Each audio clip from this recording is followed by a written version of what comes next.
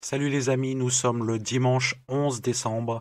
Bienvenue à tous sur une nouvelle vidéo de Sinofrance. On fait des vidéos un petit peu hebdomadaires en ce moment parce qu'il se passe beaucoup de choses. Et là, comme vous l'avez vu, en Chine, plus particulièrement à Pékin, eh bien, on change de narratif. Voilà, ça y est, c'est officiel. Donc, on peut dire que c'est la fin du zéro Covid. Vous avez vu là la petite miniature. Et oui, en effet, voilà, j'avais raison depuis un an. Tout ce que je dis sur les vidéos, vous pouvez rembobiner, tout est disponible sur la chaîne Sinofrance.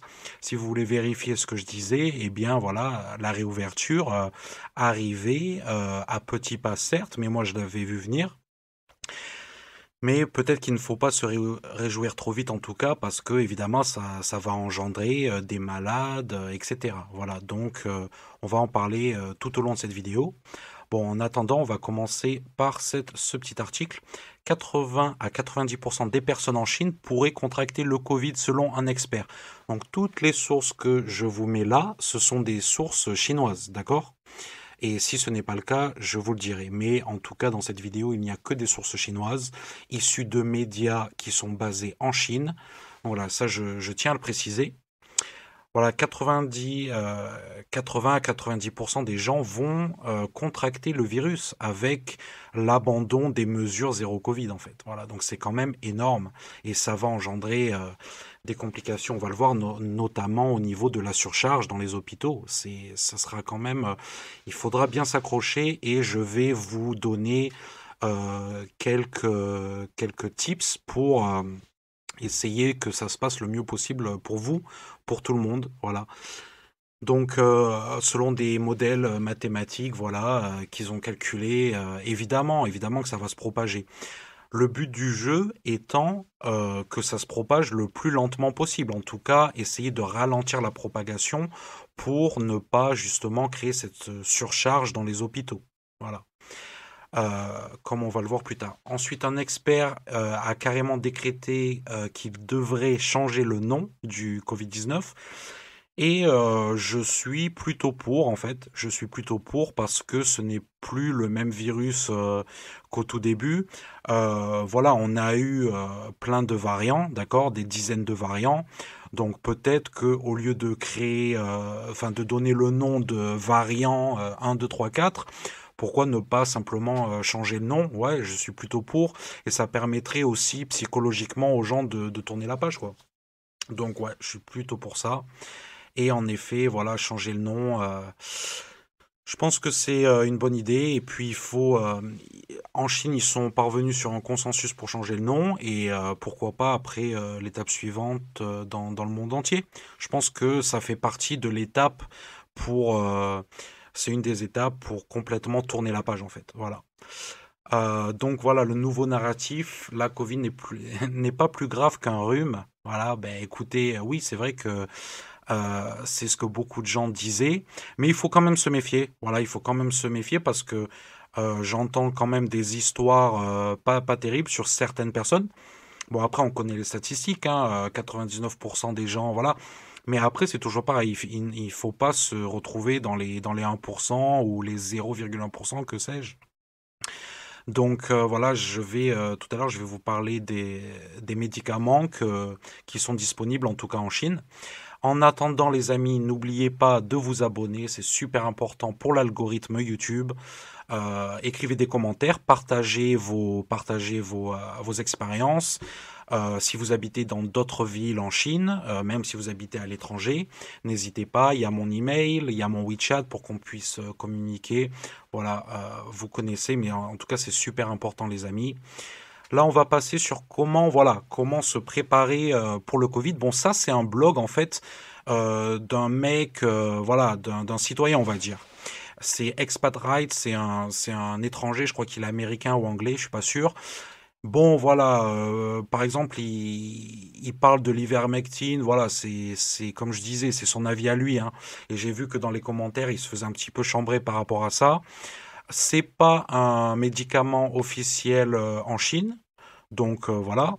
Et en plus, j'ai vu qu'il a même pas mis le zinc en fait. Et par contre, le zinc, oui, c'est officiellement bon. Par contre, pour ce qui est des vitamines, oui, ça, je suis d'accord. Je vais revenir sur la liste des médicaments officiels plus tard, mais c'était juste pour vous montrer que voilà, le narratif change et que maintenant il faut se préparer au Covid. Et c'est ce qu'on va voir parce qu'en effet, à Pékin, les cas explosent. Donc là, vous voyez la courbe. Bon, ben là, on est déjà, on est le 10 en fait. Et il prévoit le pic de la vague pour le 25 décembre, génial pour Noël, et on y va tout droit. En effet, on y va tout droit. Sinon, cette courbe-là, c'est la mienne, c'est celle que je fais tous les jours. Sauf que voilà, bon, c'est pour Pékin. Sauf que, eh bien, elle n'est plus tellement valable en fait. Je continue à la mettre à jour. Elle n'est plus valable tout simplement parce que euh, les gens ne se font plus tellement tester. Voilà. Bon, il reste quand même des milliers de gens qui se font tester. Faut pas abuser non plus sur Pékin. Mais avec tous les centres de tests qui ferment les uns après les autres, le relâchement des mesures et tout, voilà, le nombre de cas n'est pas le nombre de cas réels. Même si ça n'a jamais vraiment été le nombre de cas réels, vu qu'il y a toujours des gens qui ne se font pas tester. Voilà, même si c'est 90% de la population, c'est jamais 100%. Là, je sais pas combien on doit être au niveau de gens qui se font tester, mais ça doit être, allez, 10%, 20%, ce qui est déjà énorme. Voilà, donc il faut quand même garder ça en tête. Là, je vais vous montrer le graphique de Shanghai, qui est fait avec Solidarité Covid Français de Chine. Je salue Carole Gabé, je salue Laetitia et toute son équipe. Voilà. Et en fait, vous voyez que en fait, à Shanghai, c'est totalement différent de Pékin. Donc encore une fois au niveau des chiffres officiels. Mais bon, là n'est pas la question. Le truc, c'est que toutes les villes ont une progression différente. Il y a des villes qui sont beaucoup plus contaminées que d'autres. Là, je pense que Pékin, on est les numéros 1, les amis, hein. Donc voilà, et le but du jeu aussi pour la Chine, c'est de voilà, contaminer tout le monde le plus lentement possible pour pouvoir gérer la crise sanitaire, pour pouvoir gérer au niveau des hôpitaux. Voilà, et ça va. Il faut s'accrocher, les amis, hein, il faut s'accrocher. Ça va pas être facile, mais bon, tous les autres pays dans le monde sont passés par là. Donc voilà, maintenant c'est notre tour, et ça devait arriver un jour ou l'autre. C'est ça qu'il faut se dire aussi. Mais voilà, quels sont les moyens pour essayer de s'en tirer le mieux possible. Alors en fait, voilà, je vous conseille de vous procurer des tests antigéniques à faire à la maison, en fait, pour regarder si vous avez le Covid ou non. Voilà, ça va bien vous aider. Et là, comment ça marche? En fait, c'est tout simple. Quand vous avez les deux barres, vous l'avez. Quand il y a que la barre du haut, vous ne l'avez pas. Et quand il y a les deux barres, le C et le T, là, vous avez le Covid. Là, donc, ce petit graphique avec les jours qui passent, c'est assez intéressant. Et enfin, voilà, donc très intéressant, tout ce qui est, recommandé par le gouvernement, les autorités chinoises, pour se prémunir, voilà, pour se protéger, pour se guérir du Covid.